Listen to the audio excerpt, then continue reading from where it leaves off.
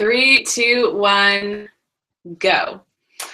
Well, welcome back to week 2 of our Pop Pacesetters program. This is National Sales Director Leah Laughlin coming at you live right now. And I've got a question for you. How is your 3, 2, 1 pop activity going? And we spent quite a bit of time on that last week, talking about moments. Pam Shaw in her speech called it an activation ritual, where when you are faced with something scary or challenging or just a choice to make, to take this road or this path or the other path, that you have about 2 seconds to have awareness that you've got a choice to make. And that's often when that you versus you battle is happening.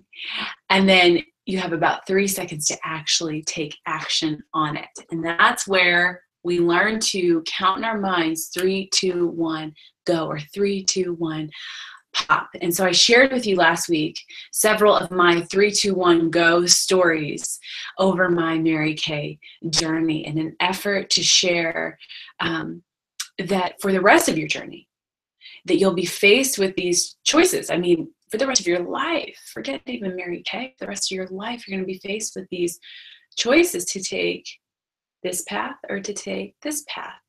And let's create the habit and the ritual of doing the scarier thing or doing the harder thing, because that's often the better thing. It's often the way that leads to more growth.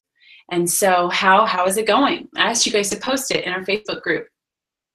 And I just read through them, and people are getting up at 5 a.m. and people are doing the Tammy Craig's 4-hour plan, and people are warm chattering and booking and doing yoga and eating right and getting back in their exercise routine. So I was really excited to see the commitments that you've made with that. And I think there's kind of two ways you can really use this to your advantage, is to pick that activity. That's a 3, 2, 1 activity that you want to develop that habit. You know, say it's getting up at 5 a.m. and the alarm clock goes off and the battle in your mind begins, and you say 3, 2, 1, go, and you get up and out of bed. So using that as a way to create habits and creating healthy habits, because healthy habits are your friends and they serve you well, and they create this illusion of discipline in your life.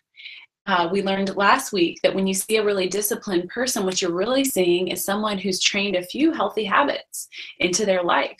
And habits are great because they don't require as much effort. So this 3, 2, 1 pop activity that you're doing for 21 days between now and Thanksgiving is a way to create healthy habits. But also keep in mind, you can use it for any moment, for any opportunity that you're faced with. And you know in your heart what the right decision is, but you don't want to make it. 3, 2, 1, go. And if you can, you guys say it out loud. Get in the habit of being aware that you have the choice to make and making it quick and taking fast action on the right path. And so let's get into our training tonight. So here's the question for you. What is one quality that is incredibly attractive in people, a quality that would draw people to you?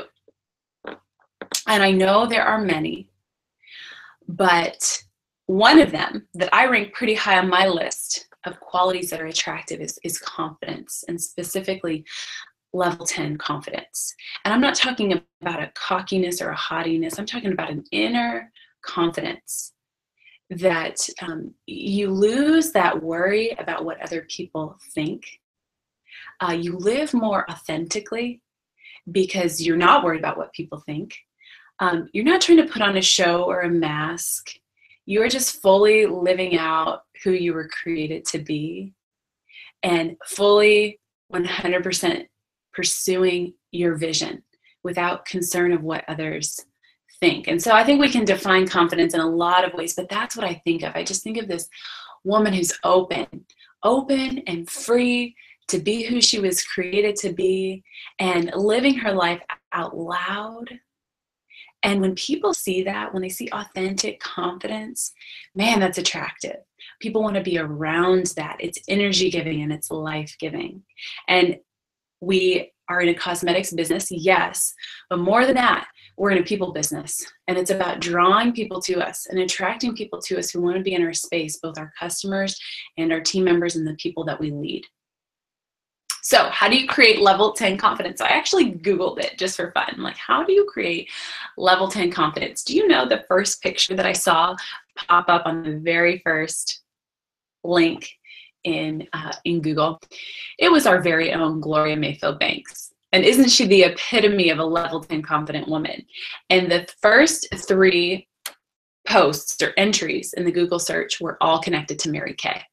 And it was just a proud moment. I'm like, that's what we're doing in Mary Kay. We are teaching women to build level 10 confidence. And so I thought, you know what, that's kind of a term, or must be a term that we coined in Mary Kay, and it's kind of a buzzword in Mary Kay. And so I took level 10 out of it, and I just put, how do you build confidence?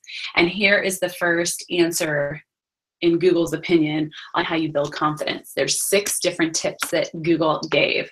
1, act the part. Your body language can instantly demonstrate self-assuredness, or it can scream insecurity. That's so important, I think, at our meetings and our career surveys when we're with people, that we look people in the eye. And we don't have a demeanor that's closed off, but we're open to a new relationship, that we smile everywhere we go, because man, that body language communicates so much about what's happening on the inside. And sometimes you just gotta fake it till you make it. You put a smile on when you don't feel like it. You just open yourself up even when you feel insecure, because not only does it exude confidence, but it also trains you to choose confidence versus insecurity. Okay, so act the part. Your body language can instantly demonstrate self-assuredness, or can scream insecurity. That was number 1. Number 2, dress the part. When you look better, you feel better. Number 3, speak assertively. Number 4, think and act positively. Number 5, take action. Number 6, be prepared. Those are Google's 6 tips on how to build confidence, which I think were pretty solid tips. But did you notice one thing about all 6 of those tips? They're all action words. And not only are they action words, it is advice to take action before the confidence exists. And it is truly only in taking action that we build confidence. Okay? We don't train ourselves in personal development to become confident. Only action teaches us to become confident, okay? Because I think we are the most well-trained and most personally developed sales force in the entire world. And I really believe that. I mean, we nail that in Mary Kay. We are so well trained. We are so well developed. We have the best speakers, the best teachers. Other companies pursue Mary Kay National Sales Directors because they know we're the best.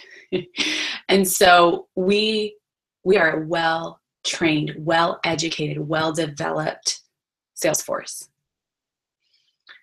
But here's the thing, all that training and personal growth, although it does fill your head with knowledge, and personal growth naturally does transform you, it really doesn't change your life until you put it into action. Okay, you can go to every Mary Kay event, do every Pacesetters, do every training that's out there, and know a lot and learn a lot and have some personal aha moments and some breakthroughs and some transformations. But until you actually take action and do something with what you've learned, it doesn't change your life or impact or influence other people. It is only in action that we develop confidence. And so we're going to talk on this Hangout today just about practical ways to build level 10 confidence. And we're going to talk about how planning and productivity leads to level 10 confidence. Number 6 in Google's tips was be prepared. And so we're going to talk about having a level of preparedness each day to effectively design and live out each day. So we're going to talk about planning and productivity and how that leads to level 10 confidence when you can do that effectively. We're going to talk about developing the leader within you and how that will build confidence. And then we're going to talk about normalizing fear. and how that will build confidence. So that's our brief outline for today. So let's talk first about planning and productivity, you guys. Planning is one of those universal truths.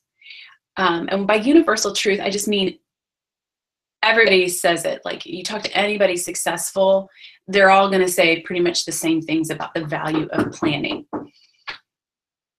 That is a knock on my door. Who is it? Okay, go down and see Daddy. Okay, what do you want to tell me? That was my 3-year-old stomping off in the hallway because Daddy was calling him downstairs. So they're carving pumpkins tonight. I figured an activity would be the best bet rather than everyone wandering aimlessly downstairs, but I guess it didn't hold his attention for too long. Okay, so universal truth that planning, I mean, no successful person would say, oh, don't plan, it's not effective at all. It's just something that is true about how we live as human beings on this earth. And so when it's a universal truth, you like pay attention. Whether you feel like your brain is wired like that or not.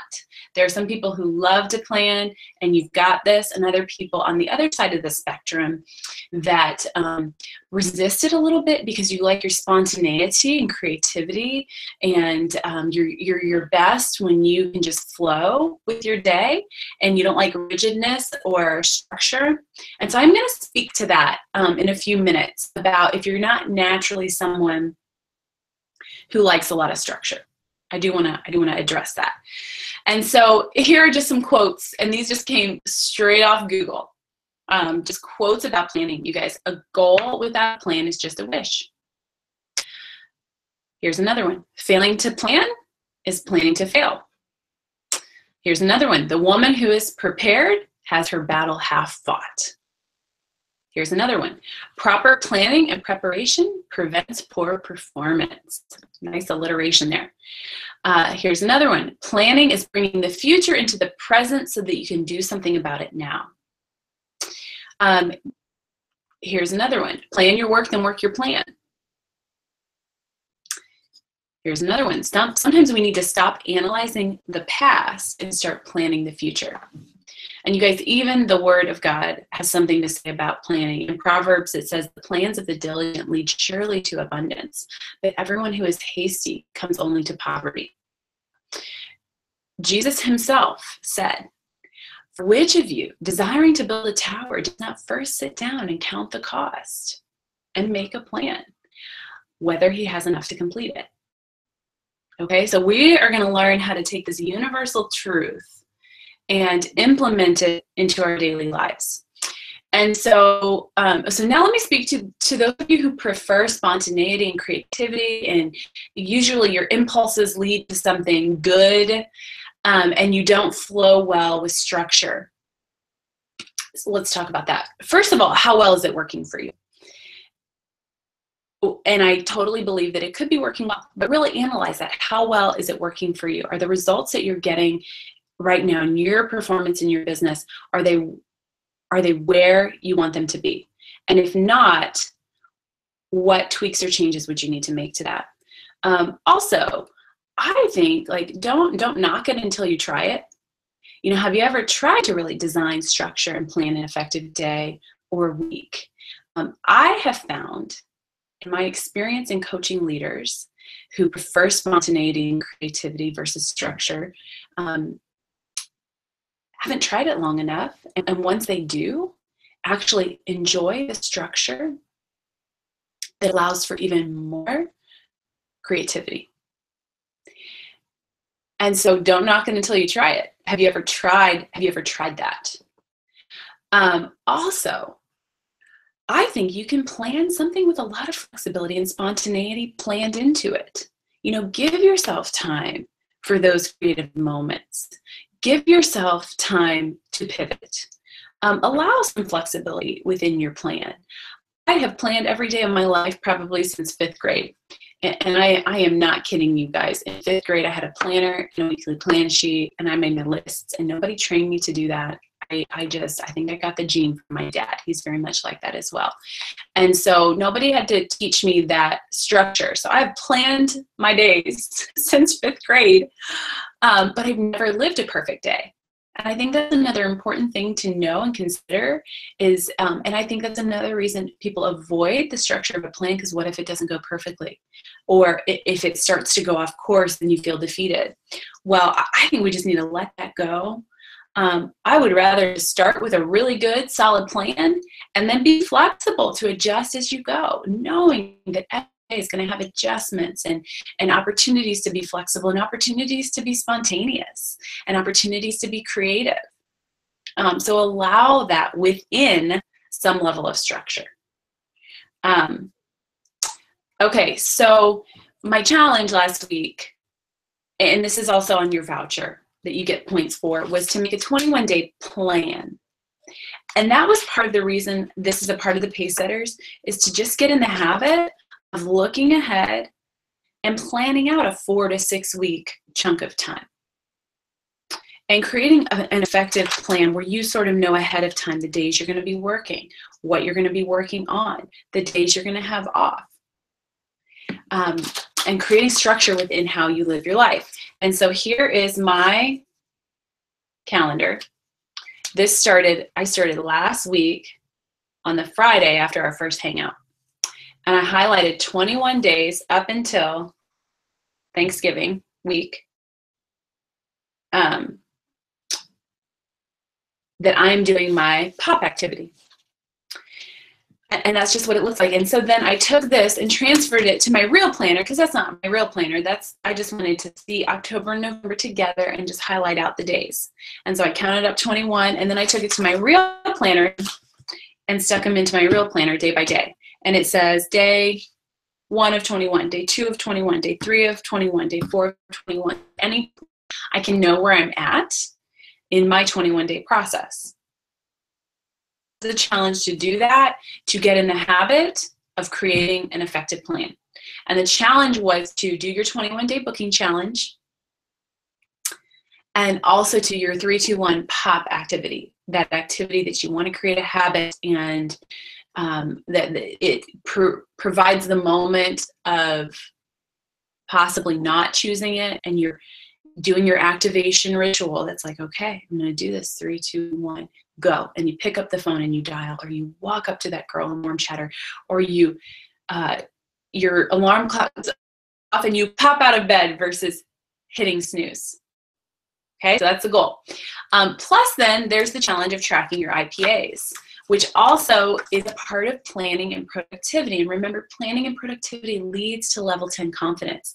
Man, when we've got a good plan, when we feel like we're saying yes and laying down our best yes in our day, when we've got some structure and boundaries around our Mary Kay business and our personal life, you guys, I can just feel the confidence building in me as I think about living a life like that. It leads to confidence. And remember, confidence is an attractive quality that draws people to you. You can control the level of confidence you're building by planning your day and living and choosing productivity. Okay, so the IPA sheet is another piece of that. I believe that unless you plan to do it, there's such a high likelihood that you won't. And so you actually get 40,000 points, you guys, this week. I think that's the highest point value that we've given to anything for completing your 21-day challenge on the days that you designated them. Okay, so for example, in 1 week, I have 4 days designated to do my 21-day challenge. And so as long as you do your 3 or 4 or 5 or 6 or 7 days that you designated that are going to be a part of your 21, then you get the 40,000 points. And this is kind of an all or nothing thing. If you said you're going to do it 5 days and you only did 4, you don't get 30,000, you get 0. It is all or nothing without missing a day. Also, I know some people maybe didn't listen to the Hangout until recently. And so I just want to give you freedom that if you can't fit in 21 days before Thanksgiving, which was the original challenge, go ahead and give yourself to the end of November. Okay, don't get too rigid with that even. Just give yourself to the end of November and commit to those 21 days. Okay, let's go a little bit more into planning and productivity leads to level 10 confidence. Okay. I'm about to tell you something you already know. Directors, you probably train on this in new consultant training or your unit meeting. You have probably heard this a million times in and out of Mary Kay. It is the most simple, yet the most violated planning and time management tip in the entire world. Okay, the most simple, yet the most violated. Do you know what it is? I bet you do. It is your 6 most important list and planning your day the night before. And not just stopping with the list, but actually plugging it into the hours of your day and creating time blocks and creating boundaries around your life and the things that you value. Okay? So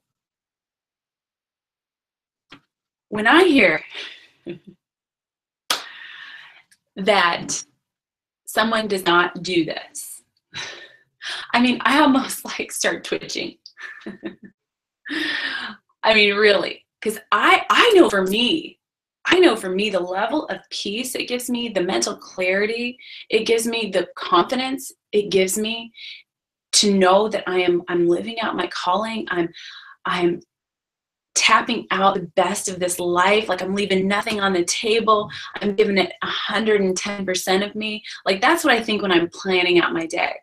And if I were to ever think of like not doing that, I think I would like start having a seizure or something.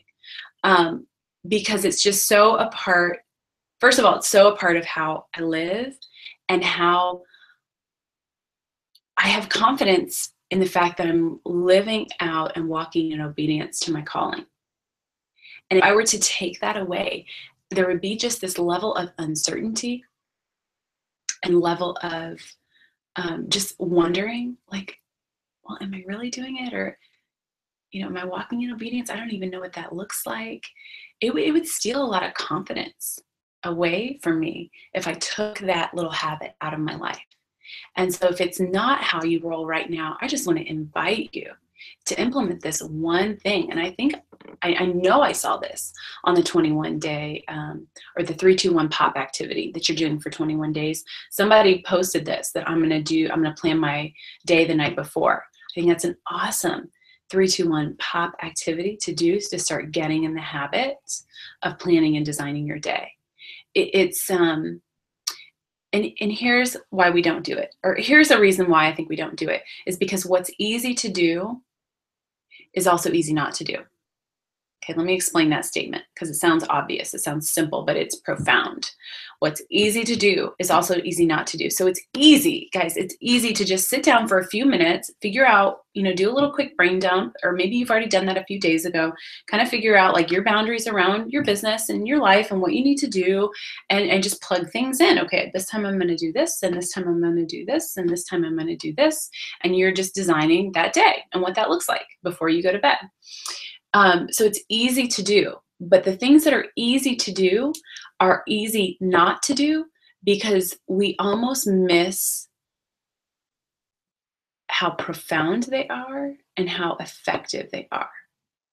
Because I think we try to complicate success and make success harder than it is. Like, surely it's got to be more complicated than that, or surely it's got to be more profound than that, than just planning your day the night before. I mean, that's just so simple. It doesn't even take a lot of time or willpower. It's just simple. And so since it's simple, it must not be that effective or that powerful. Okay, so I think it's one of those things. It's something that's easy to do, that's also easy not to do, because you don't see the power in it. And also, here's another thing, is that when you do it, nothing really changes in your life. Okay, you might do it tonight, make your quick plan, and you didn't see any magic happening, any crazy momentum unfolding. You didn't see a lot of things that changed in your life, because they didn't. Because it's one of those things that has to accumulate. It's got to like add up over time. It's like a small daily win where success has to just accumulate over time.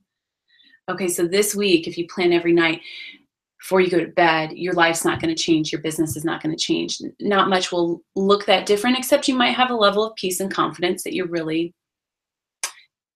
doing what you feel called to do. So you might experience that, but you may not experience much else in your results. But then, guys, do it over 90 days. You're going to see some things start to happen. Do it over 6 months. Do it for a year. Do it for 5 years. Do it for 10 years. Do it for a lifetime. And you're living a different life than you were before. And you've become a different person. You're a person of healthy habits. You're a person of discipline. You are a person of confidence because you know each day you're walking in obedience and living out your calling because you're planning on doing that. You've made plans to do that. And so you see, it's just a thing that we've just got to let the compound effect set in. We just have to let the success and the little wins accumulate over time, and then we'll see the massive growth. And we'll look back and think, how did this happen? Like, look what's unfolded in my life. And you look back and it's just a series of little small, insignificant daily wins that add up over time. Okay. And so how often do you do it? If you just had to give yourself a grade on, like A, B, or C, or D, how often do you do it? Like 75% of the time, or like 90% of the time, or 50% of the time? What grade would you give yourself on how often you are planning an effective day? It is one change that will increase your effectiveness and multiply your productivity and will lead to level 10 confidence. Here's another little tip I want to give you, and I'm going to actually show it to you. I'm going to show you a blank one in my planner. I've designed my own planner to just work with how I like to plan and do this. So this isn't something I bought. It's just something I designed. And it is in my 90 Days of Power workbook as well. It's a new edition we've added this year. Can you guys see that? Sunday planning. And it's got my 3 big goals there that I write in. And I actually do write them in every single time because it's just a good reminder. And then see this miscellaneous category here? Yeah. And so let me tell you how I use that. And I call it Sunday planning. I mean, you can really do it any day of the week. It doesn't have to be on Sunday. But I will do a brain dump in the beginning of the week where I'm just kind of bullet pointing things that are on my mind, things that I want to do, things I feel like I should do, things that need to happen, and just in my life, not just Mary Kay, but just get it out there. And then I start taking the items and I will actually plug them into the boxes that you saw. And it has big goal 1, big goal number 2, big goal number 3, miscellaneous. And I'll just start plugging them in. And so if I see an item that I feel like I want to do and it connects to like, oh, that's going to impact this goal, I'll put it under there. So the first time I did this was, maybe a year or 2 ago, year and a half ago, maybe something like that. I was stunned and still to this day am. I'm still mastering this. This is challenging for me. You guys, this is tough in the sense that there's so much I feel like I should do or want to do that have no direct correlation with my goals and how I want to live my life. I mean, I was stunned the first time I did it with how long the list was, but then how few things I could actually connect to a goal I had in my life and how many things were just fitting into that miscellaneous box. I was stunned. And so I want to challenge you to try it. This isn't on our voucher. The sheet is not in your, it's not in your packet, but you could just quickly draw a box and have a brain dump list. You don't need anything fancy to do it. But see, specifically in your Mary Kay business too, how many things are on your to-do list that are impacting your goals and how many are not? And so then the question becomes, what do you do with the rest? Because my guess is that you may experience what I experienced was a long list of things that had no connection to my goals. I'm like, what do I do with these things? Because some of them still need to actually happen and they need to get done. And so I found 3 ways of how to deal with these the miscellaneous box. One is to automate, one is to delegate, and one is to eliminate. And let me actually start with eliminate. Eliminate would just mean exactly what it says. You just eliminate it. You just say no, you cross it off. And I want to invite you to consider what actually doesn't need to be done. Or maybe what doesn't need to be done in this season of life. I think it's important to recognize the seasons that we're in. I find myself saying that right now, like, this is my season for this choice, or this is not a season, I am choosing this. Okay, so we're always constantly moving in and out of different seasons of the year, and then just different seasons of our life as we get older, as we have children, as our children grow up, as we get pregnant, as we have a new baby, as the kids leave the house. I mean, we're constantly shifting seasons of life, and seasons, literally seasons of the year. And so recognize, like, your best yes in this season of life.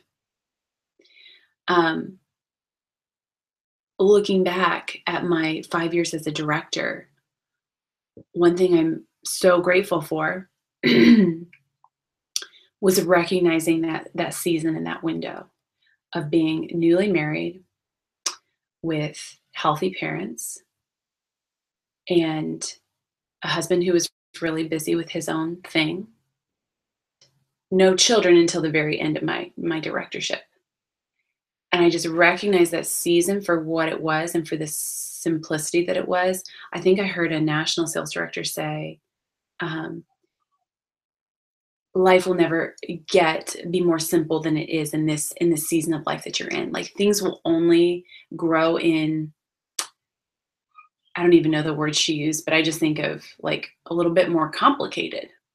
Okay, so now with 4 kids, to even like get out of the house is a higher level of complication than it was when it was just me getting myself ready and out the door. Okay, not a whole lot of planning or time goes into that. But doing it with 4 little people, it's just a different season of life. And so recognize the season that you're in, and recognize and discern your best yes right now. What is your best yes you could lay down? And so that's eliminate. Okay, that goes back to my word eliminate. I elaborated on that more than I intended to. And so just cross it off or leave it for a different season. And I will actually, if I recognize that, yes, I want to do this, but is this the season to do it? I will flip ahead 90 days in my planner, or 6 months in my planner, and I'll just jot a note down. Consider this, think about this, do this. Because I'm saving it for another season, but eliminating it right now, okay? Another one is to automate. Automate, just make things systematic, make them automatic. I think an easy example for this is just paying your bills. You know, what if you had to write out, 10 checks every time you sat down to pay the bills? It takes a lot of time. You got to write the check out. You've got to stick it in an envelope. You got to seal the envelope. You have to make sure you have the right address. You've got to get a stamp. You've got to get it in the mail. Like, there's like multiple steps to that. Whereas if it was automatic, you're giving zero energy to it. And so automating your bills that you pay. What else could you automate or make systematic? What could you create a system for so that it becomes more effortless and less of a consumption of time? Okay, so there's many opportunities for that in the tasks that we do in Mary Kay. What could you automate with just how you flow with your skincare class bags? What would that look like? So one of my automated things is I had an assistant come in on Monday, and Monday was the clean out the skincare class bags day. And she would just clean it out, reorganize it, make sure it was fully stocked for the week. And then it was ready to go at the end of that day. And I knew that I was good to go with my skincare class bags for that entire week. And so then after a skincare class party, I'm not caring about getting it clean or organized. I'm just throwing it in, and it's going to be clean enough for the next party. and then I knew at the end of the week, she'll clean it up again. She'll tidy it up. She'll restock the supplies, and I'll be ready to go again. I cannot fathom having to clean out my own bags, consider what supplies I need, make sure they're ordered, Or maybe show up at a skincare class and nobody has restocked it and you're out of like your facial cloths or you're out of your trays and you didn't even know that you were. And then it creates a stress and then you feel like you're not prepared and that takes away your confidence because you didn't plan or prepare. So you see how automating things and making them systematic leads to confidence and it saves you a lot of time, which leads to productivity. And then the third one is delegate. So just who could you hand it off to? And for those of you who don't have an assistant right now, I mean, I'm sure there's somebody who'd be willing to help you just even in your home. Maybe your kids can help you. Maybe your husband can help you. Maybe you can get a family member to do even, an hour or two of things that are helpful. Or maybe you send things off to FedEx and have them deliver it at your home. I think that's a wonderful service that they offer. Instead of going to FedEx and having things printed and waiting in line and then paying, do it online. Have them deliver it to you. Then it's right there. And you didn't have to put a lot of time and effort into that. Okay? So you look at your list and just assign it. Automate, eliminate, delegate. Okay, so that was my little tip on Sunday planning. Okay, let's move on to another thought when we're talking about planning and productivity leading to level 10 confidence, okay? And so I want to ask you, what is your hourly rate? What is your per hour rate in Mary Kay? And we often know in our other jobs, our other JOBs, because it's given to us, somebody tells you, I'll pay you this much per hour, or I'll give you this salary per year. But in Mary Kay, what's your hourly rate? What is 1 hour worth to you? And so I want to help you figure that out. And some of my sales directors in the Unleashed area have done this little exercise before, but I want to give a consultant, a very basic conservative consultant example of a consultant who wants to grow, but possibly has another job and just a limited amount of time that you can give to your business. Okay, so I'm going to give just a basic consultant example, but if this doesn't fit within how you work your business, just tweak the numbers to fit within how you work your business and the time and the money that you want to, time you want to give to it and the money you want to receive from working your business. And so I'm just going to do a straight up example of profiting $1,000 a month. Okay, what would $1,000 a month mean to your family to be able to count on that income coming in? I think that's having about 2 selling appointments a week, which at about 250. So pretty conservative average amount of sales that you would get at a party or a facial or a double facial. You hold 2 a week, so that's about 500 retail per week. I'm not counting in reorders. And so reorders can either help you get to that 500 or they're just additional on top of your new sales that are coming from parties. Okay, so 2 parties a week. Selling 500 retail per week. So $1,000 a month would be $12,000 in profit in a year, in a calendar year. What could your family do with $12,000 this year? $12,000 extra on top of what the income that you're already bringing in. I'm guessing you could plan to do something very effective with that money or fun with that money. And so I think 2 selling appointments a week takes about 8 hours a week, give or take, to actually do the appointment and then do the follow-up necessary to provide good customer service and share the opportunity. Okay, so 8 hours a week times 50 weeks of the year. And so I'm assuming you're taking 2 weeks off in the year, which is pretty normal, and probably, I would say most of you probably take off more time than that. But that's kind of, I don't know, maybe average in the corporate world. And so that would be 8 hours times 50 weeks of the year would be 400 hours you'd be putting into your Mary Kay business for the year to earn $12,000. Okay, 400 hours to earn $12,000. So if you take 12,000 divided by those hours, I want to make sure I'm doing that right. That equals $30 an hour that you would be making in your Mary Kay business at this little part-time job. That's pretty decent money for what we do and for the time you'd be putting in. And that doesn't even include your reorder business, which is happening. Okay, so $30 an hour is what you could be profiting. And so when it comes to your Mary Kay business, let's talk about things that are valued at $30 an hour. And I think a really quick reference, you guys, is the IPA sheet. Doing the things that are listed on this IPA sheet. which is holding parties and facials and getting bookings and following up with customers and sharing the opportunity and getting new leads and adding new team members and selling product each day, that's $30 an hour work, if not even more. These are conservative numbers that I'm sharing with you. I know some of you have a higher average of sales per party, and I know some of you have a rock and reorder business, okay? So this is just a, conservative average. And so these things are valued at $30 an hour. Let me ask you a question. Would you pay someone $30 an hour to like comments on Facebook? No, you would not ever pay someone $30 an hour to do that. Would you ever pay someone $30 an hour to watch random YouTube videos? Would you ever pay someone $30 an hour to scroll on social media? Would you ever pay someone $30 an hour to label your products? Would you ever pay someone $30 an hour to make a pic collage? Would you ever pay someone $30 an hour to clean out your skincare class bags and wipe down your mirrors? No, you wouldn't. That's too much money for those tasks. Okay, those tasks aren't valued at $30 an hour. The ones that are valued at $30 an hour are the IPA sheet. And so if you wouldn't pay someone that much, then why are we spending so much valuable time doing these things? Especially within the boundaries of when we've set out to work our Mary Kay business. Let's say you have 10 hours to give to your Mary Kay business.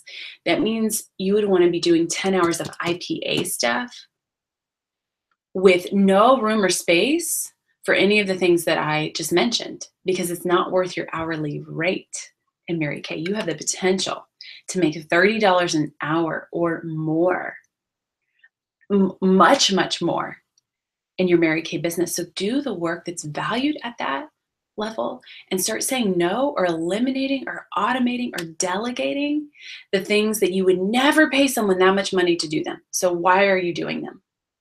It is almost like you're taking $20 bills out of your purse and you're taking a lighter and you're just lighting $20 bills on fire. Because you could be doing things that create income of $30 in that hour. But you ended up on Facebook liking this and then clicking on this YouTube link. And then the thing about YouTube is once you watch a video, the next one just pops up. And that's the thing about Facebook. You watch a video on Facebook and the next one just keeps going. And all of a sudden, 30 minutes have passed and you're still scrolling on Facebook or stuck on YouTube when you could have been doing things in that hour that were making you $30 that hour. But by not doing those things, in the boundaried time that you choose to work your Mary Kay business, you may as well light money on fire, because that's what you're doing with your time. Okay? So isn't that a nice way to think about it? I learned that from Darren Hardy. I actually went through the exercise and did my income goal based on the hours I work per week, and I got my hourly rate, and I'm like, yeah, that's pretty good. I like that number. That's what my time is worth. It's worth that number. So boy, oh boy, I doing this and that and this and that, it ain't worth that amount of money per hour. And so who can I delegate it to? How can I automate it? How can I eliminate that from what I do so I can truly do the work that's valued at my hourly rate? Okay, so that helped me mentally. And it helps me mentally that if I ever get stuck on Facebook or social media, I'm like, oh, no, that ain't worth my time.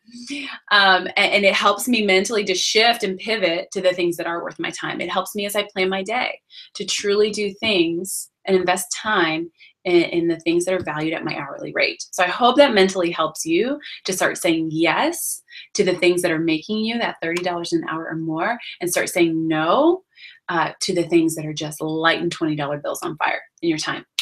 Okay, let's talk about jam sessions and a couple more things, and then we're going to move on to developing the leader in you and using that as a way to build your confidence. Okay, so I just briefly want to mention, wait, let me back up. Okay, I want to talk about jam sessions in your Mary Kay work. At our fall advance, we had some of our sales directors who did the National Court of Sales do this customer service workshop, and they each trained for a few minutes. And then we gave people time, both directors and consultants, time to actually do the things that they were challenged to do. And it was only about 20 minutes, which was less time than I wanted to give to that. but we were a little bit behind time. So people had 20 minutes to just do those challenges. And what I challenged everybody to do was to actually have a jam session. So let me define a jam session. Doesn't that sound fun? Doesn't it sound like you want to do one of those? I love that term. I'm going to do a jam session. And so in your jam session, you can only do IPA work, okay, work that produces income, in a completely undistracted environment. So you can get in your Zen space with notifications off. Okay, the only notifications I get are texts and phone calls. Every other notification is off. I'll tell you a quick story about that. I used to have all my notifications on. Now my phone has been on silent since I can remember. I don't think I've heard my phone actually make a real sound since I can remember. And so I never hear it go off, but you see it light up, you know, obviously. And so you see it pop through. So I used to have my Voxer notifications on. And so in the morning, that is my time just to be with my kids. It's boundaried time. I really don't have time to do anything else in the morning when I'm getting, 4 kids ready and we're eating breakfast together and just getting ready for a day. I like that time. I value that time. It's enjoyable to do that and just get ready for our day together. And so it's not a time that I'm even tempted to work my business. I don't even want to engage. I'm not ready to do that at that time. And so I would just have my phone sitting there on the counter because that's just where I put it.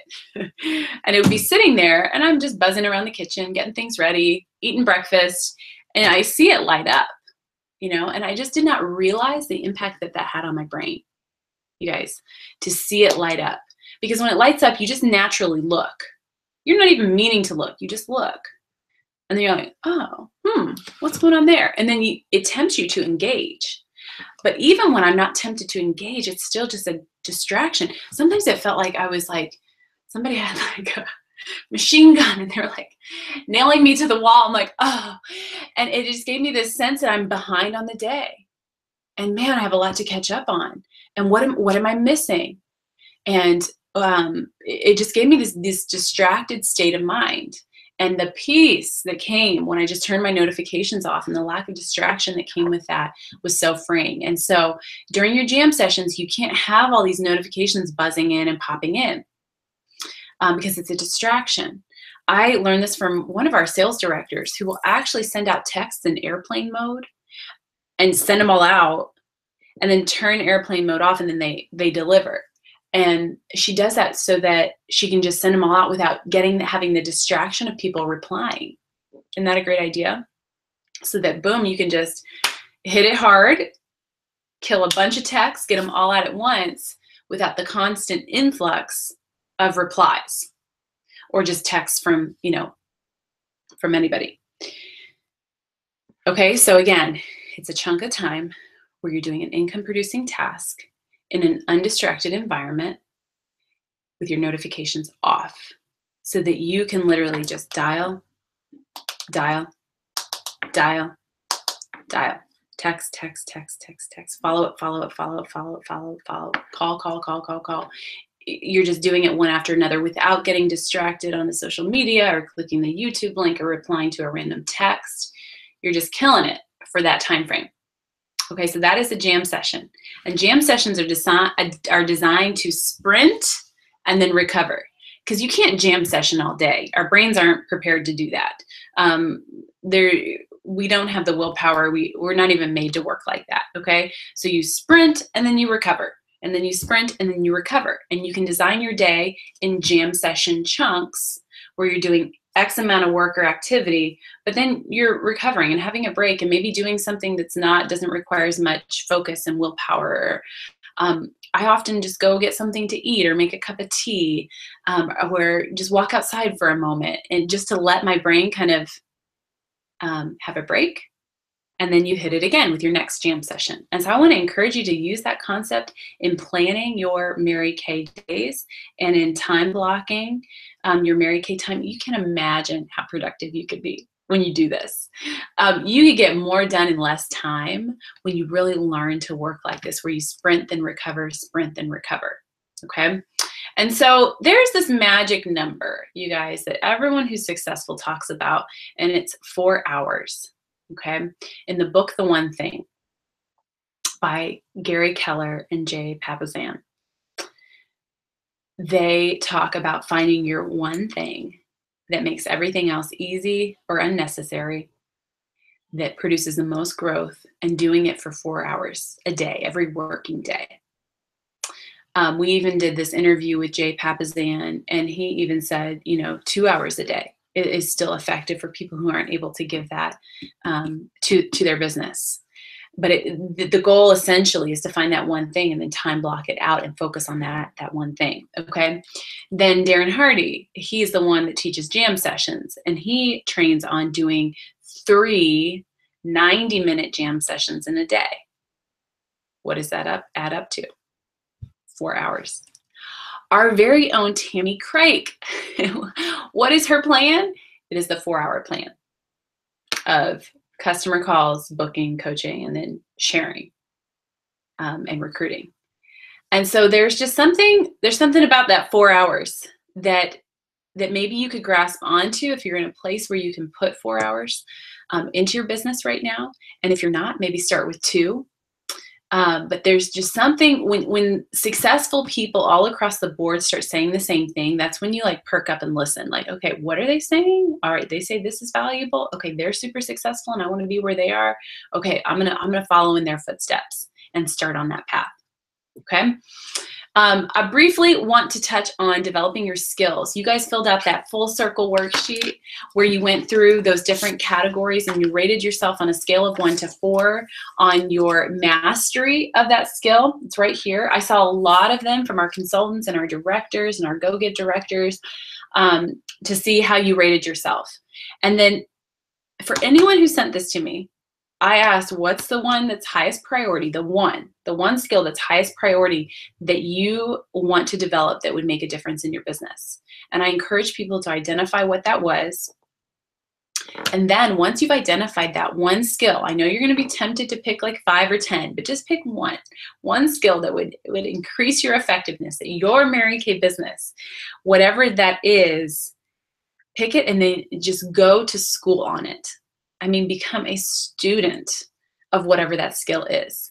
And I want to encourage you to start off on that, is to get 2 videos that you love, that resonate with you, that are on that topic, whatever your skill is, and to just watch them on a daily basis and start practicing what you're learning in those.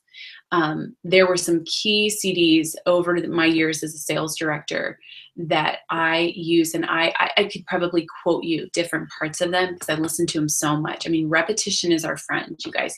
You want to repeat it so many times and hear it so many times that you could say it verbatim. Like you want it that ingrained in your mind, because then all of a sudden, this person who's really skilled at booking, you listen to her do her booking script over and over again, and all of a sudden you internalize that and you learn her words and then you make them your own. And in the process of doing that, you become as skilled as she is at it. So that's the brief thing I wanted to mention about this full circle worksheet, is pick the one skill and then pick at least 2 videos and start to watch them daily and in repetition in an effort to really develop that skill. Okay? Because guess what that's going to lead to? It's going to lead to level 10 confidence, you guys, and that is our goal. All right, let's shift into our next topic, which is developing the leader inside of you, which again builds level 10 confidence. So we're going to briefly touch on this. And I want to say this statement. I want you to think personally on what your view of yourself is, because I believe for people watching this, you either view yourself as a leader and you truly just have that belief that I'm a leader and I have a level of confidence. It may not be a level 10, but I have some confidence in the fact that I am a leader. Or you do not view yourself as a leader. And I want you to think real quick and identify where you're at mentally. Do you view yourself as a leader, or do you not view yourself as a leader? And I want to speak just for a moment to those of you who do not view yourselves as leaders. And I want to say a few things about that, because I believe everyone yes, everyone is called to lead in some capacity, and that everyone has a leadership role to play in their lives at some capacity and at some level, and that everyone is more effective and leads a more joy-filled life when learning the skill of leadership. Okay? The myth about leaders is that there's just a few called to be leaders, and I'm called to be the follower. Now, you may be called to be a follower in some different categories, but there is some place in your life, some role that you play that you can step up and be the leader in your own personal leadership style. Okay? And I think it builds confidence and it adds value to the people that you're leading. So I just want to invite you to think that thought. If you just think the leadership is for those few, or maybe you feel like, well, she's a natural born leader and I don't naturally have those skills. I do believe people can be born with the propensity to lead and the natural skill to lead, but it's a skill everyone develops. No matter how natural you are as a leader, everyone has to develop and master and become more effective in that skill. So I want to invite you to consider yourself as a leader and to consider how you can develop yourself as a leader. I mean, if you are a mom, you are a leader, my friend. Mhm. And wow, what the impact we would have on the lives of our children if we really own that leadership as mothers and as wives and lead and become more effective in our homes. We can be incredibly influential and powerful leaders in our own home.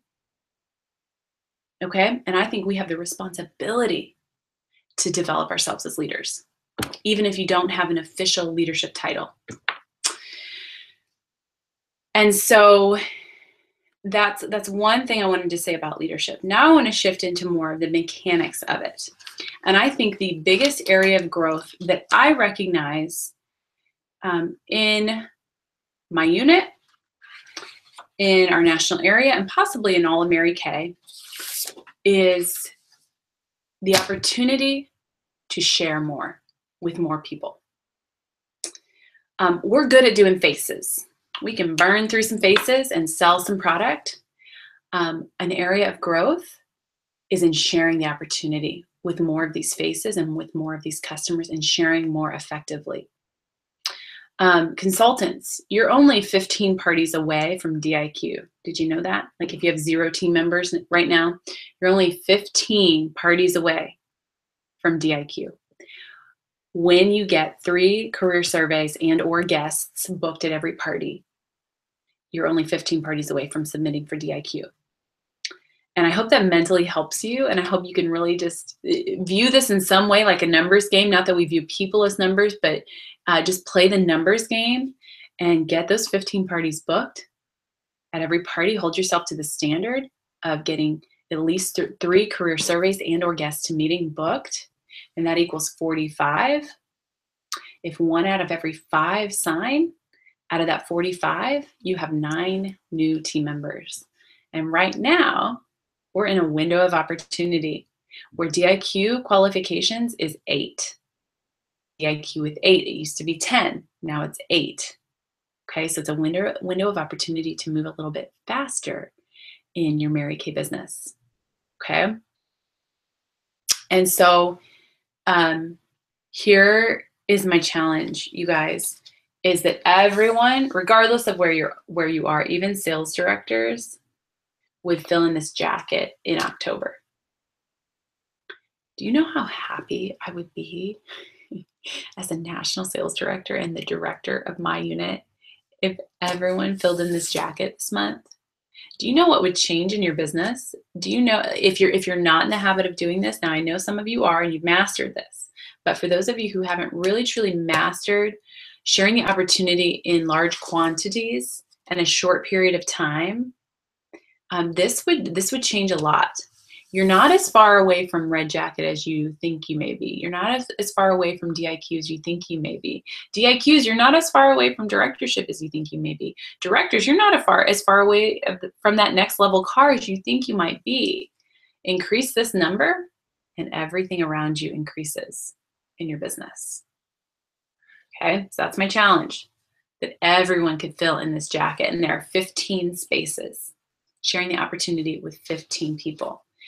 Probably the best advice I got very, very early on in my Mary Kay career was to set up a career survey with everyone. Okay, forget 2 or 3. My director trained me to ask everyone. And so obediently, that's what I did. Because you know what? At that time, I really didn't have the experience or discernment to go to a party and really see who may be good at it or not, or who might be someone who has the qualities to be successful in Mary Kay. I had no idea. Like everybody was just the same to me. I'm like, I don't know. I just didn't have that experience. I didn't have the knowledge to really pick out those qualities. And so especially if you're new, you just ask everyone because you just don't know. I mean, I'll tell the story of Jessie Harper, who's still a consultant in my unit, who was a former director. If I just would have been basing it on who seemed like they would want to sell Mary Kay, I would not have asked her to do a career survey. She didn't show any interest. She didn't book a party. She did book a facial with me, but didn't want to invite people. She already had a good job. She had a new baby. And so she was not somebody I would have considered would, want to jump at the Mary Kay opportunity, but I was told to ask everyone. And so I did. Well, come to find out, Jessie was interested in Mary Kay. And she was a part of us finishing our first car, and a part of us going into DIQ, and a part of our unit finishing directorship. And she became a very good friend of mine and still is. We actually live 2 streets down from each other. And just a super special person. And I always think back, I'm like, man, what if I wouldn't have set up that career survey? There are directors right now in our national area that can be traced back to Jessie. Okay, directors that debuted on stage with us as one of the 20 that we needed can be traced back to Jessie. So you guys don't go to parties and miss your Jessie Harper because you're just not asking enough people, or you're just assuming they're not interested. I mean, I would really ask everyone, and sure, you're going to use a level of discernment because we do get to choose who we work with. So we do want to pick women of integrity and women with qualities of people that we want to work with. So there is some discernment that comes into that. But rule of thumb, just ask everyone to do a career survey with you so that you can at least share, and you at least give them the dignity of choice, and you don't decide for them whether this opportunity would bless them or not. Okay. All right. So developing the leader within you, because here's what starts happening. So when you start sharing more, you start building your team more. And what naturally happens when you build your team more is you grow as a leader. You grow in your leadership skills. You have a chance to practice and develop your leadership skills because you actually have people to practice on and people to support. And we view leadership as servant leadership in Mary Kay. So you have people to serve. And in the process of doing that, you're blessing them, and you're becoming a more effective leader, and you're building that level 10 confidence. That is a beautiful quality that draws more people to you. Okay, let's move in to our final topic, which I want to spend some time on here, which is about normalizing fear. And that's essentially part of what we're working on with the whole concept of pop, that moment, that quick moment where you have to make a decision, that 3, 2, 1 pop moment. We want to normalize fear. I want you to get used to recognizing that something's scary and uncomfortable and choosing to do it anyways, because you habituate yourself to embracing the fear and the scariness of something. And there are many, many benefits of doing that. So let's talk about that. Okay, so I believe the seed of greatness is inside of all of us because we were created in the image of God. We were not made to live in fear. I don't know how many times it says this in the Bible, but a lot. Fear not. Fear not. Fear is a lie. you guys. And we have the choice to accept it into our lives or reject it out of our lives. And so let's learn to reject it, because again, we were not made to live in fear. It's that one thing that can just stop us dead in our tracks. It is fear. Like, boom, it hits. It can just paralyze you sometimes. And we're not meant to live in that state of paralysis. We're meant to be free. You guys, we're meant to be free. We're meant to have peace and joy in the journey. And fear robs you of all of those things. And so what do we do with this fear thing? Let's learn what to do with it. I think the first mistake, an important thing to understand about fear, and the first mistake that you can make when thinking about fear, is believing that it's real. Okay, let me explain that. Fear is most often just an illusion that we make up in our minds. Like, it doesn't actually really exist. We make fears up. Whatever I truly fear often doesn't exist. And again, we have this tendency of fearing things that aren't actually even happening in our lives. We spend a lot of time thinking about the what ifs that will never even actually play out. Okay. Did you know that public speaking is the #1 fear that people have? And the #2 fear is death. So isn't it funny that at a funeral, more people would rather be in the casket than giving the eulogy, on stage in front of everyone. And so people are afraid of all kinds of weird things. Billy Bob Thornton is afraid of bright colors. Like, he literally can't go to Vegas. Weird, huh? Oprah has a fear of chewing gum. Nicole Kidman has a fear of butterflies. P. Diddy and Johnny Depp have a fear of clowns. There are just all kinds of crazy fears that you can have, and we think of those things and we're like, that's ridiculous, chewing gum and butterflies and clowns. It just sounds crazy and ridiculous. But then when you think of it, like, you're afraid of this little object that can't really hurt you, can't take away your life. It's an inanimate object that can't do anything to you, but we're afraid of this. We can be afraid of a sharp woman that we pass in the store, the grocery store, and she can't hurt you. She's not somebody out to get you, but we can fear her. And so isn't that ridiculous? I mean, just like chewing gum and butterflies and clowns and bright colors, isn't it ridiculous to be afraid of this inanimate object that's not even alive, or just to meet new people in your community? Okay. It's just a phone call. Your survival and well-being is not being threatened by making this phone call. Nothing bad is going to happen to you. The worst that could happen is somebody hangs up, but you're still okay. You're still breathing. You're still alive. Your children are still alive and well. Walking up to a stranger, worst thing that could happen is she says no, but you're okay. Like, your life wasn't threatened. And so I think it's important to put fear in that perspective, that the reality is everything's going to be okay. Even if the worst case scenario happens, like, you're still good. Life goes on. You got breath in your lungs.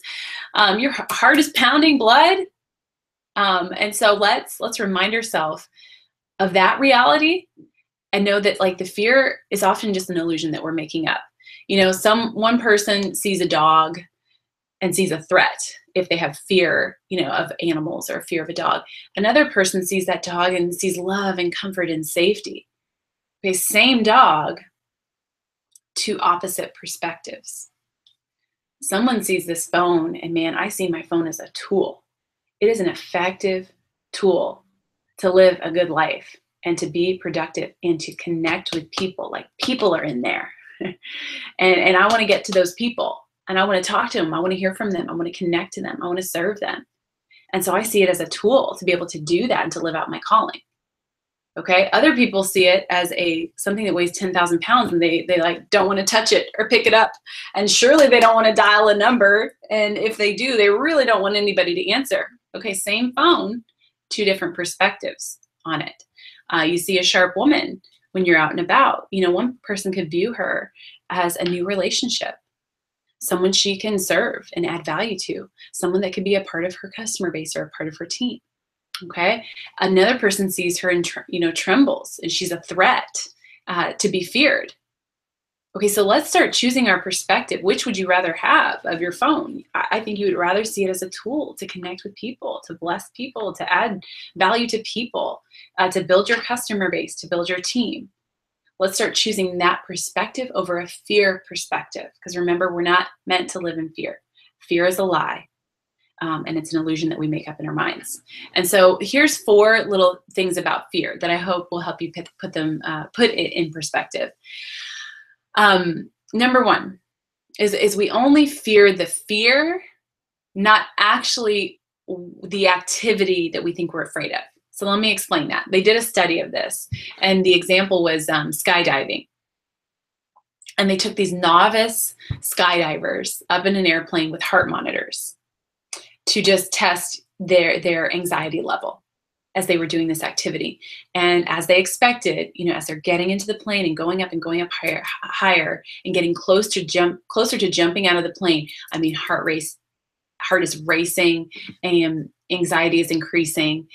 And what they found, though, that was so interesting is that once they actually jumped out of the plane and they were descending, like actually doing the activity that they were afraid of, their heart rate went down. And what scientists believe that happens in this study and what they concluded is that once the brain realizes that we're safe, okay, your brain is this goal-oriented machine that just wants to keep you safe and keep things stable and normal. And so when they jumped out of the plane and the brain realized they were actually safe, they enjoyed the experience.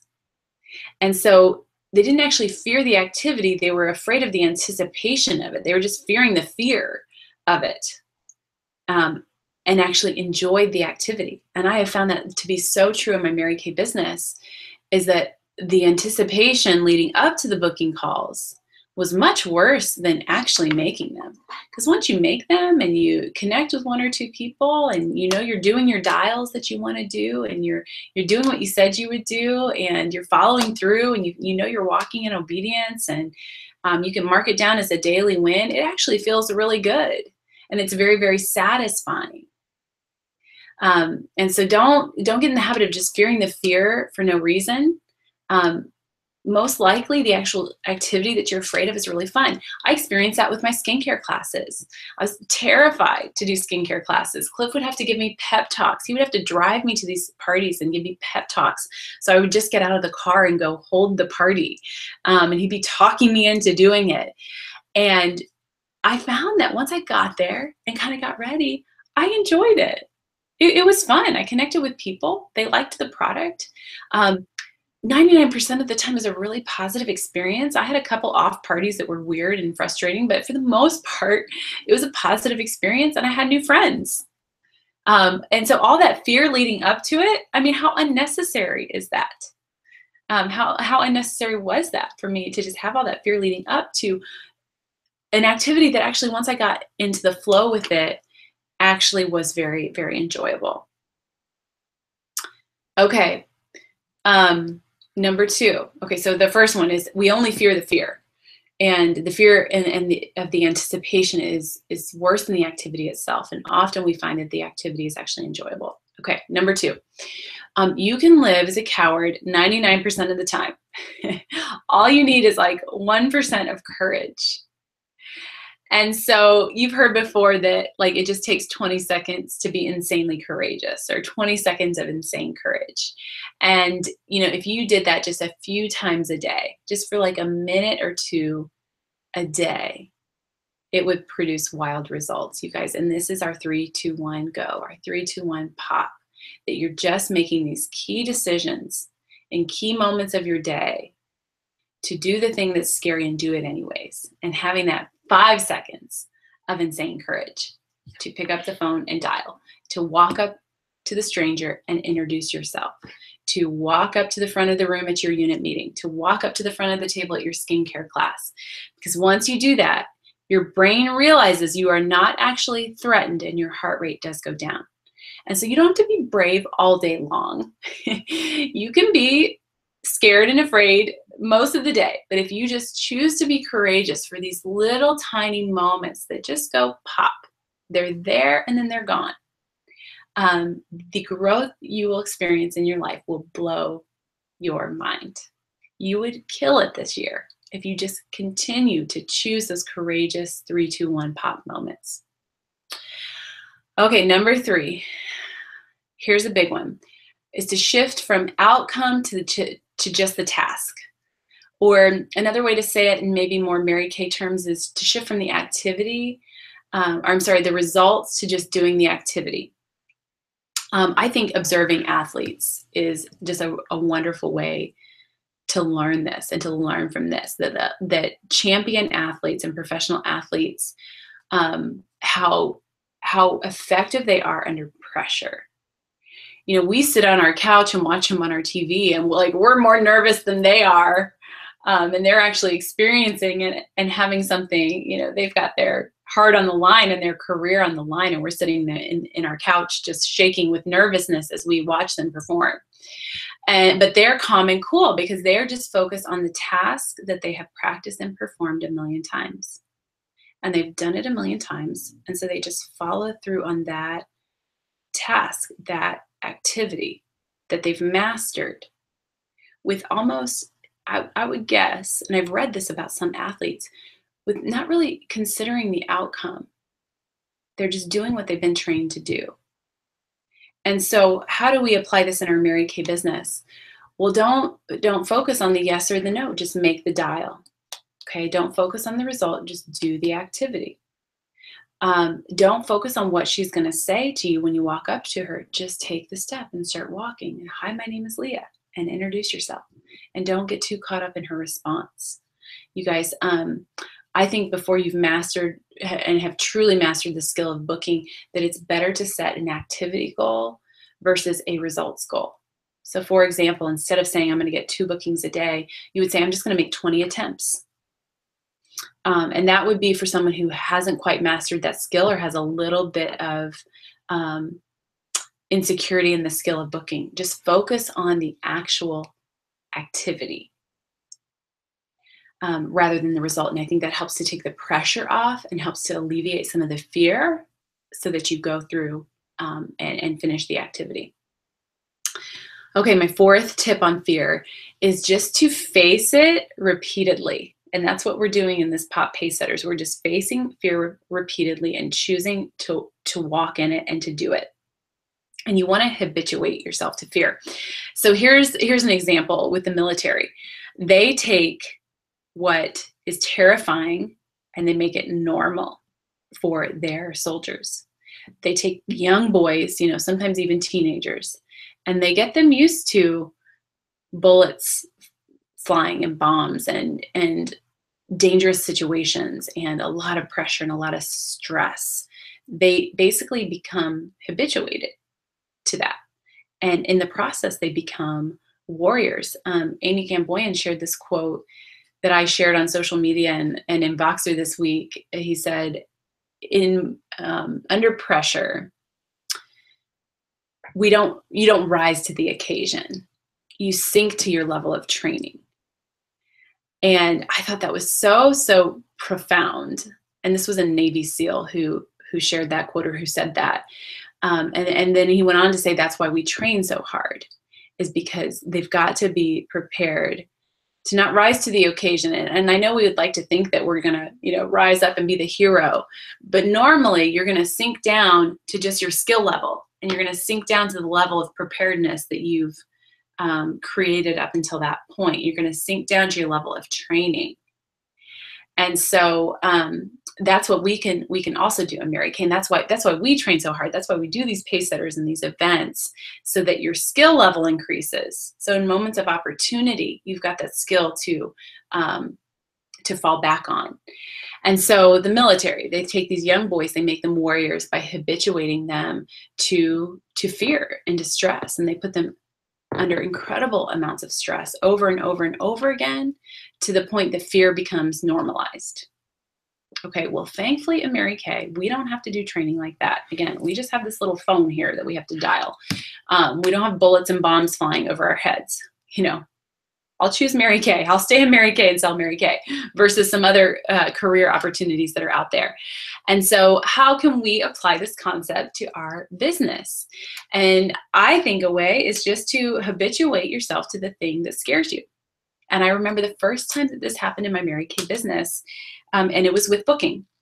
So early on in my business, here's how it played out in my first couple of months. Is I had my business debut, and I had 10 just very close friends and family members there. Pretty much all of them booked with me, either a facial or a party. And I went to all those parties, and I booked some parties from that, and I got some referrals, but really hadn't mastered or developed the skill of booking for my bookings.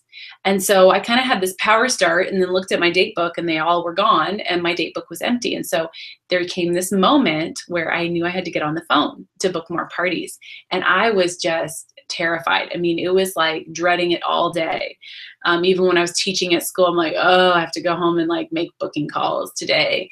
I truly, truly dreaded it, and was like having sweaty pits and heart pounding when I made these phone calls.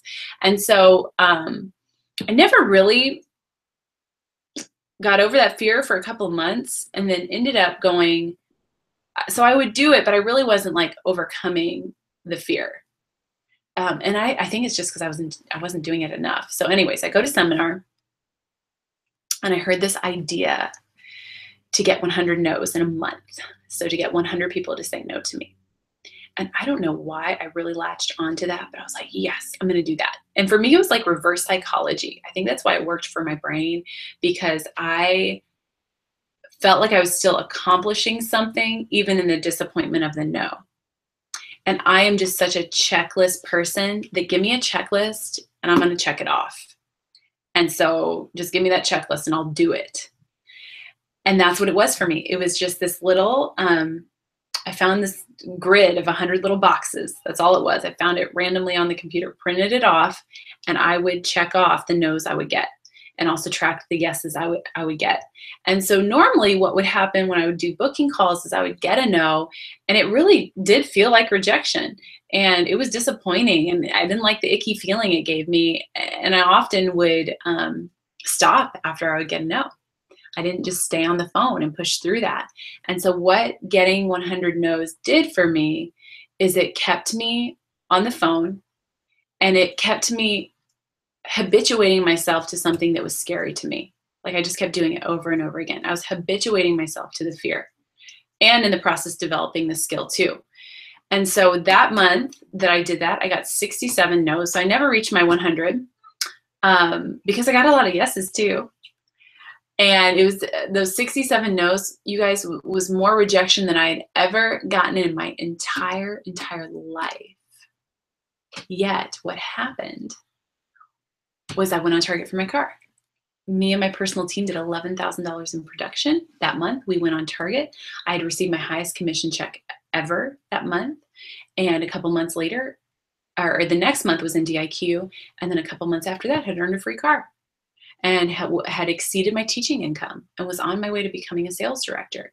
That was a major, major turning point for me in my business, moving from consultant into DIQ and director, were those 100 no's. And that was so effective for me because it habituated me to what I feared. It helped me develop the skill, and it just increased my activity level. I had more bookings because I was trying to get these no's. And when I would get a no, instead of feeling defeated, you guys, I was like, yes, okay, I got another one. Check it off. Pick up the phone again. Versus what would happen before is I got a no, and it would just be this icky feeling. I'm like, I don't want to do that again. Okay, what else can I do? And I would just move on to something else. But it just kept me on the phone. It kept me calling.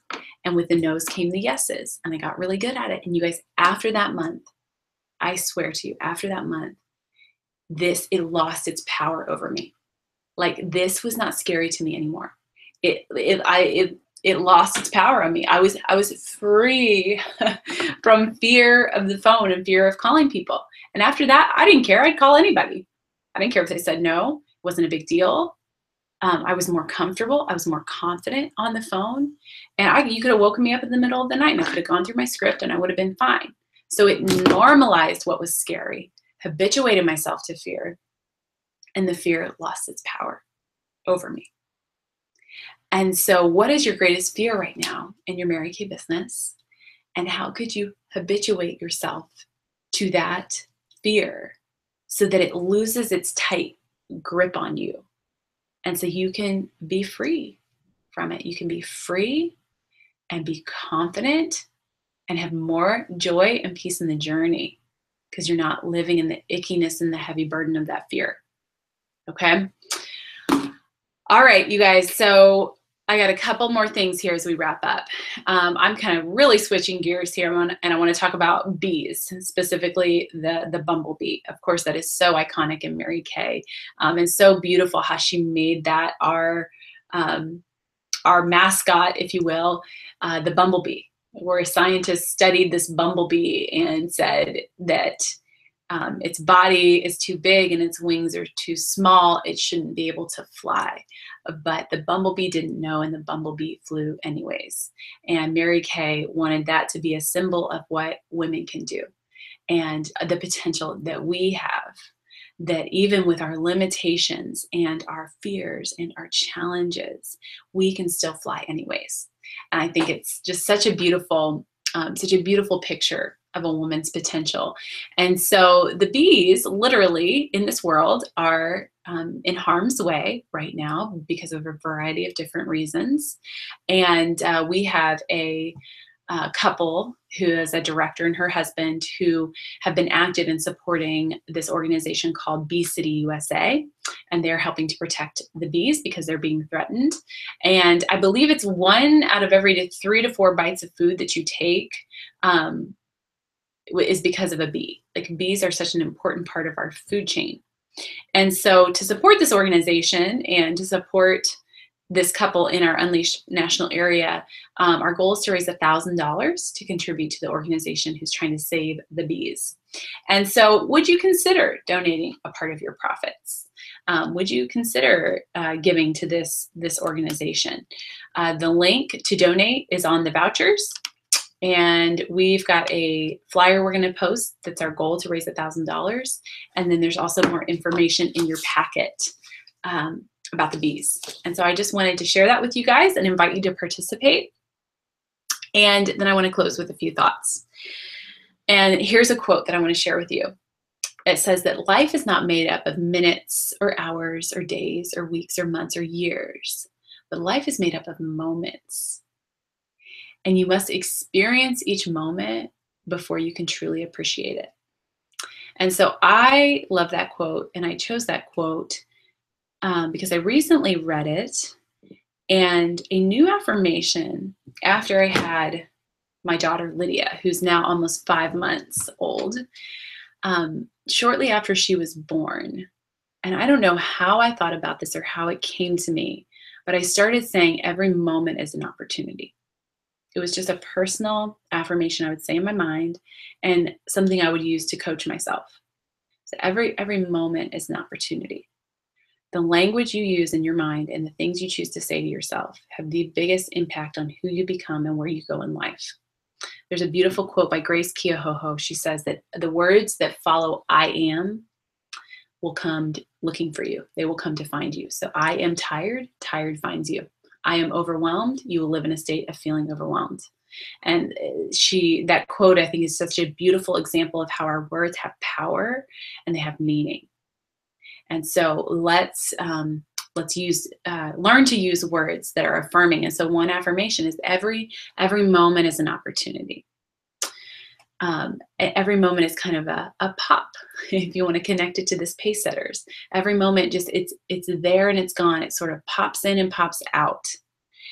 And in this season of life, right after having Lydia as a mom of 4 small children, there can be so many opportunities for frustration. And if you are a mom of young children now or have been a mom of young children, I know you're nodding your head and saying amen. There are just many opportunities for frustration. And so I wanted to reframe that thought, that there were so many opportunities for frustration, because I didn't want to affirm that in our current life situation. I would rather affirm opportunity than obstacle. I I would rather affirm joy instead of frustration. And that's one way that I chose to do that, is by saying every moment is an opportunity. And I want to encourage you to adopt that as well. If that is a positive thought for you, that every moment is an opportunity, connect it to your 3, 2, 1, go. Like every moment is an opportunity. What is the opportunity in this moment? 3, 2, 1, go. You pick up the phone, you walk up to the woman, you walk up to the head table of the skincare class, and you go. You do that scary thing. And so shortly after I started saying that, every moment is an opportunity. Where's the opportunity? I want to find the opportunity. And I think it's just such an abundance mentality as well, you guys, is that you're constantly all day looking for the opportunity. Because there are both. There are both opportunities and there are obstacles. The amazing thing is that we get to choose which perspective we have, and we get to choose which we give energy to, and whatever we give energy to will grow. And so you've got opportunities up here and you've got obstacles at your feet, but you get to choose which ones you look at. If you are just head down, staring at the obstacles at your feet, just trying to like trip over them and are constantly being challenged by them, that's just all you're going to see. I mean, don't you know people in your life who they just have an obstacle perspective? Like everything is an obstacle. Everything is a challenge, even things that don't need to be. They like look for them. They affirm the obstacles. It's almost as if they want the obstacles and more of them in their life, because it's their perspective that they're choosing. I would rather have an opportunity perspective, with my head up, scanning and looking for where it is. Where's the opportunity? I want to find it. I know it's there, because it's always there. There's always the opportunity, always the obstacle. Let's choose our perspective. Get your head up. Get your head up and look, because it's there. And you find what you're looking for. So look for the opportunity. Don't look for the obstacle, because it's there too. And you'll find it there too. If you want to look for it and find an obstacle, you don't have to look very far. You will find one. But I would prefer to find the opportunity. So head up, my friends, and scan for the opportunities, because every moment has an opportunity that comes with it. Where are those opportunities? And so the first time I started affirming this was right before seminar, and was just in the busyness of having a new baby and having 4 kiddos and getting ready for seminar. And one day I dropped the older 2 off at their YMCA camp, and I had the younger 2, Eli and Lydia. And I was sitting on the couch and Lydia was sleeping, and I just had my phone and I was just reacting. I mean, I wasn't doing anything productive. I wasn't, doing anything that was adding any value. I was just reacting to things and responding, because I just felt busy and felt like I needed to catch up. But that was not the way I had set boundaries around that time. I set boundaries around that time to be with Eli. He's my little 3-year-old. He's the one that keeps knocking and crying. That's Eli. And he's a 3-year-old trying to find his way in a world where he's always the youngest. He's the youngest in our family besides Lydia, but she's a baby, so she doesn't count. He's the youngest in our neighborhood. He's the youngest with our cousins. He's the youngest with all our school friends. He's always the youngest. And so he's just trying to find his way and define himself in this world that he lives in. And and that has become very challenging to our family to support Eli in finding his way. And so so I'm sitting there on the couch, and then all of a sudden I notice, I don't know why this makes me cry, but I noticed this sweet little boy. He was sitting in the same room over in the corner, just playing happily. He was happy, just playing with some toys. And all of a sudden it hit me. I'm like, every moment is an opportunity. And what is abundance in this moment? And I knew immediately. I knew what the opportunity was. I put down my phone, walked over to him, just sat down beside him, and just sat there with him and played. We didn't have any meaningful moments. We didn't have any meaningful breakthroughs or conversations. I just chose in that moment the opportunity. And the opportunity in that time that I set boundaries around to invest in him,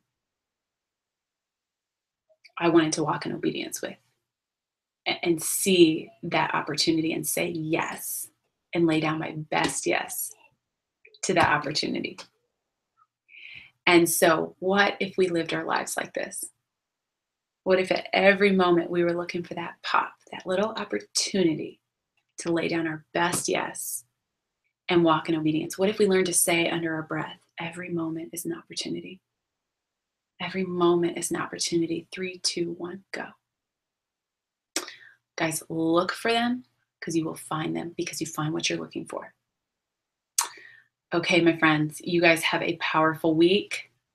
Don't forget about your voucher points. Don't forget to submit them on Monday night.